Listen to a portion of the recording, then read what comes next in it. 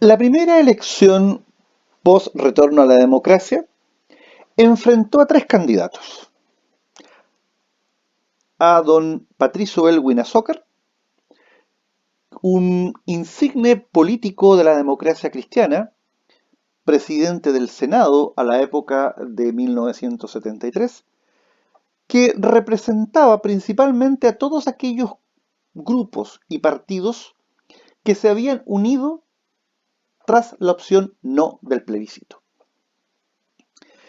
Él obtuvo una altísima votación y obtuvo el 55% de la adhesión ciudadana. Y esto es importante porque la Constitución de 1980 trajo como un cambio, a mi entender, muy significativo y que no debe ser modificado en el futuro, que es esta idea de la segunda vuelta. Me parece que el sistema que tenía la Constitución del 25 no era plenamente democrático, porque entregaba la decisión de quién iba a ser el próximo presidente de la República cuando no había mayoría absoluta al Congreso Pleno. Y vamos a ver después, cuando conversemos esto con detenimiento, la implicancia que eso pudiese haber llegado a tener. En cambio, la Constitución del 80 contempla el mecanismo de segunda vuelta. Me parece que la ciudadanía tiene el deber de elegir a su máxima autoridad, hombre o mujer, en elecciones directas. No me parece que el mecanismo sea un mecanismo indirecto a través del Congreso Pleno. ¿Quién más se presentó? Se presentó don Hernán Vigi, ex ministro del régimen militar, ministro de Hacienda, y él obtuvo el 29%. Y vuelvo aquí a algo que me llama mucho la atención. 29%, que es el porcentaje más o menos tradicional de la derecha en Chile. Ya estaba presente la UDI en este minuto. Y el tercer candidato era don Hernán Felipe, o sea, don señor Errázuriz, que en el fondo era un banquero, era dueño del banco que después se conoció como el Banco Bilbao Vizcaya Argentaria Chile, y él era de alguna manera un empresario populista, y lo más probable es que esa votación que él tuvo del 16% o sea, en el fondo es una votación más bien personal, porque él, por ejemplo, ofrecía eliminar la unidad de fomento, y él en general ofrecía soluciones muy mágicas, muy Disneylandia, o sea, soluciones absolutamente muy de Hollywood, o sea, no creíbles. O sea, que en el fondo las personas en términos generales, una persona informada, con educación cívica, una educación ciudadana, no podía votar por este personaje. Luego vimos algo parecido en el futuro con Marco Enríquez, pero ya vamos a llegar a eso. Por lo tanto, yo les diría que eh, es interesante esta votación de Patricio Elwin. Y otra reflexión que es importante hacer. El plebiscito del sí y el no le entregó en aquel minuto a la opción Augusto Pinochet un 43%.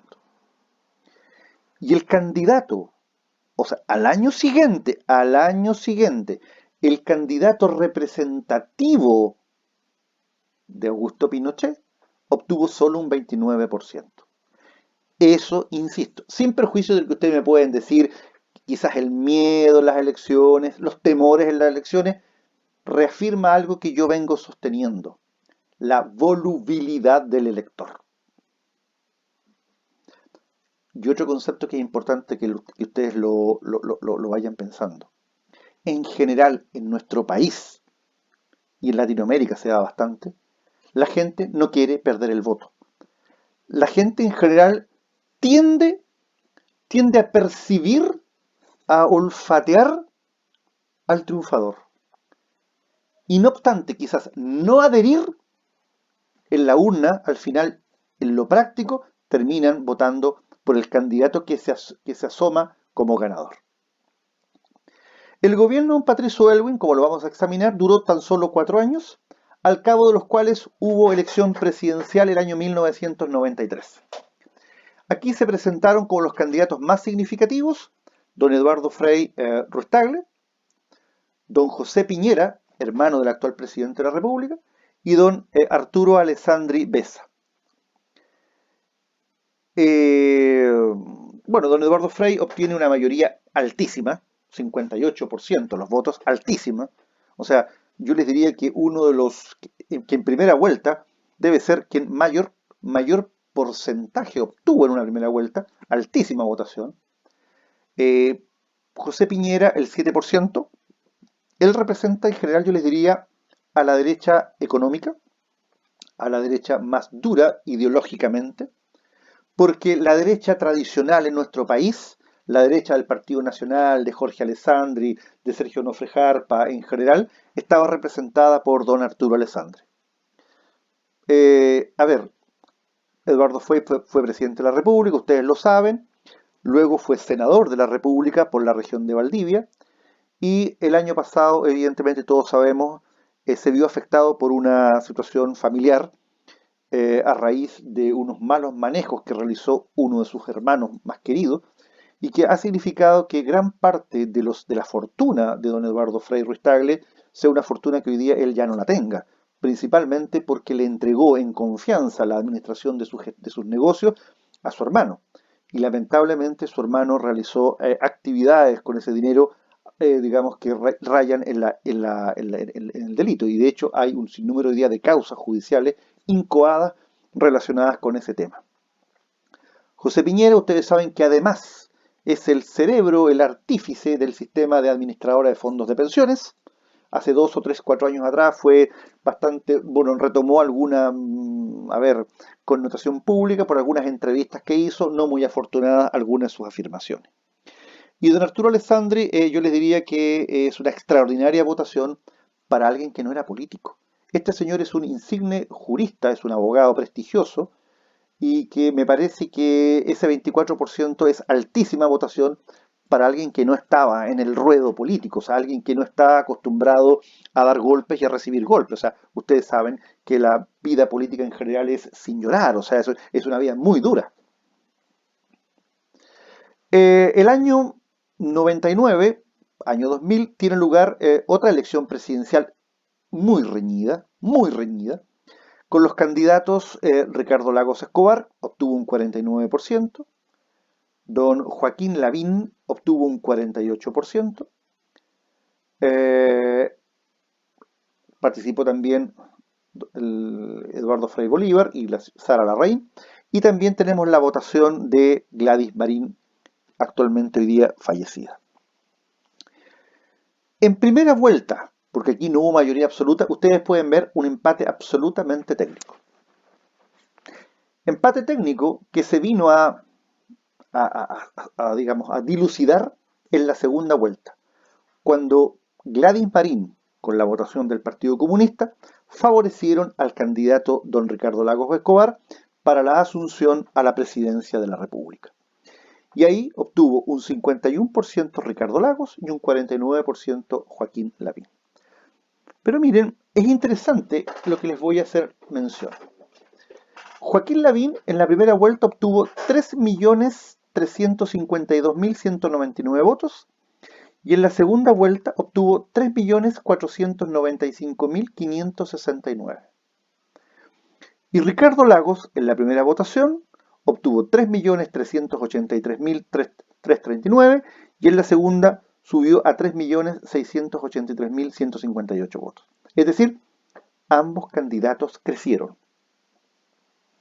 Pero el mayor crecimiento lo recibió Ricardo Lagos, entre otros por la votación del Partido Comunista, que si bien no dijo en forma directa y clara el apoyo a Ricardo Lagos, evidentemente que hubo libertad a sus militantes, pero el Partido Comunista en nuestro país en aquel minuto votó por Ricardo Lagos. Llegamos al año 2005, donde nuevamente hay elecciones presidenciales y en la primera vuelta se nos presentan 3 candidatos, caras conocidas. Michelle Bachelet, 46%, Sebastián Piñera, 26%, Joaquín Lavín, 23%, Tomás Hirsch, un 5%. Tomás Hitch hoy día es diputado. Miren lo interesante de esto. En la primera vuelta no hubo una mayoría absoluta. Por lo tanto, hubo que ir a una segunda vuelta. Pero si ustedes se dan el trabajo de sumar los votos en primera vuelta de Sebastián Piñera y Joaquín Lavín, se podrán dar cuenta que la suma de los votos de ambos candidatos supera a Michelle Bachelet. De hecho, la suma de ambos arroja 3.376.302 votos, es decir, sobre 100.000 votos más que Michelle Bachelet. Y aquí viene otra gran pregunta, pues. El 49% de los votos lo recibieron candidatos de la derecha. Mucho más porcentualmente de lo que obtuvo Augusto Pinochet en el plebiscito del sí y el no, que fue un 43%. Yo le diría que este es uno de los momentos en los cuales la centro-derecha en Chile, al igual que en la elección anterior entre Ricardo Lagos y Joaquín Lavín, estuvo muy cerca de haber obtenido la presidencia de la República. Y nuevamente, insisto, la gran pregunta, la volatilidad del electorado. Porque Ricardo Lagos obtuvo 3.383.000 en la primera vuelta, 3.600.000 en la segunda vuelta, y Michelle Bachelet 3.190.000. O sea, Michelle Bachelet en la primera vuelta del año 2005 obtuvo menos votos que Ricardo Lagos en la primera y menos votos que Ricardo Lagos en la segunda. Llegamos a la segunda vuelta electoral, año 2005, entre Michelle Bachelet y Sebastián Piñera. Y veamos aquí pues, Michelle Bachelet pasó de los 3.190.000 votos a 3.723.000 votos, o sea, cerca de 600.000 votos más. Un crecimiento extraordinario entre la primera y la segunda vuelta. ¿Y qué pasó con Sebastián Piñera?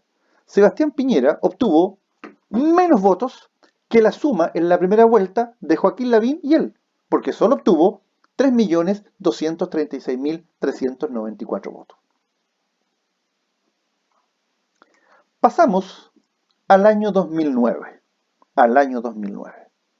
Y el año 2009 se presentan como candidatos Sebastián Piñera, Eduardo Frei va por una repostulación o reelección, y aparece la figura de don Marco Enríquez Ominami y Jorge Arrate. Sebastián Piñera obtiene un altísimo porcentaje,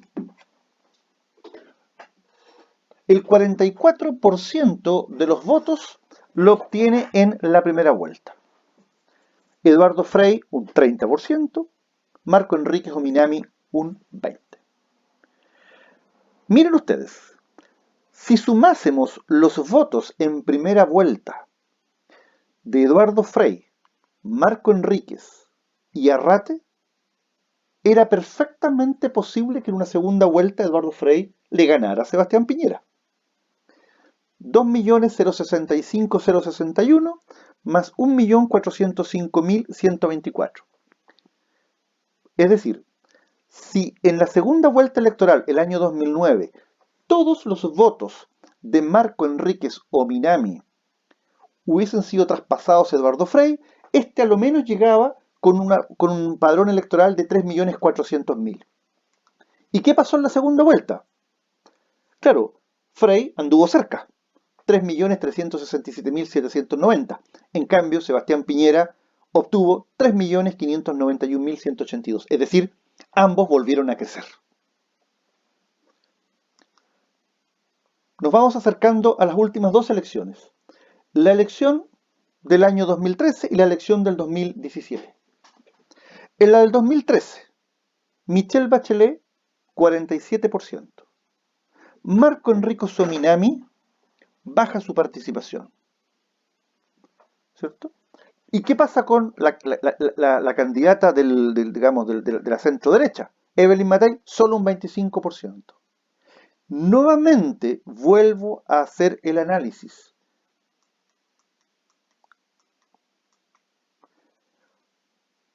Joaquín Lavín, 49% el año 1999,